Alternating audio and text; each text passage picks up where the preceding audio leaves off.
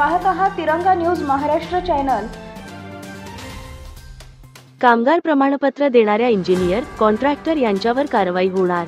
महाराष्ट्र इमारत व इतर बांधकाम कामगार कल्याणकारी मंडळाच्या माध्यमातून बांधकाम कामगारांना मिळणाऱ्या योजनेचा लाभ घेणारे कामगार हे बऱ्यापैकी बोगस आढळल्यामुळे ही कारवाई केली जाणार आहे, अशी माहिती आंदोलनकर्ते बहुजन समाज पार्टीचे जिल्हाध्यक्ष डॉक्टर शंकर दादा माने यांनी दिले आहे।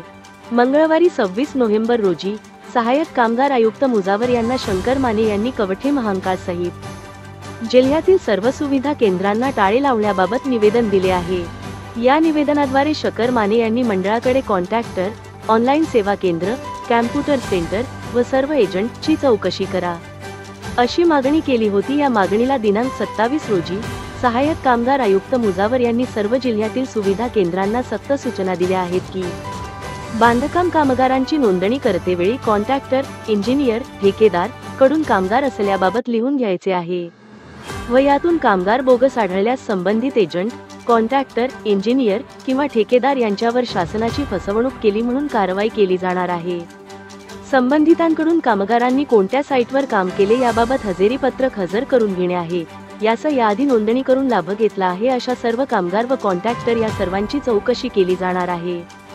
चौकशी करून contractor, engineer, computer centre, online सेवा केंद्र, बोगस कामगार संघटना, एजंट या सर्वांवर कारवाई केली जाणार आहे, असे आदेश सहाय्यक कामगार आयुक्त मुजावर यांनी दिले आहेत। त्याबाबत मंडळाला पत्र देऊन कळवलेले आहे। जिल्ह्यातील सर्व सुविधा केंद्रांना लेखी पत्र नोव्हेंबर 27 रोजी दिले आहे, असे आंदोलनकर्त्यांना सांगून आंदोलन माघारी घेण्याबाबत विनंती केली आहे। कारवाई करण्याबाबत संबंधित सुविधा केंद्र यांना सूचना दिल्या गेल्या आहेत। त्यामुळे नोव्हेंबर 28 रोजीचे टाळे ठोक आंदोलन तात्पुरते स्थगित केले आहे।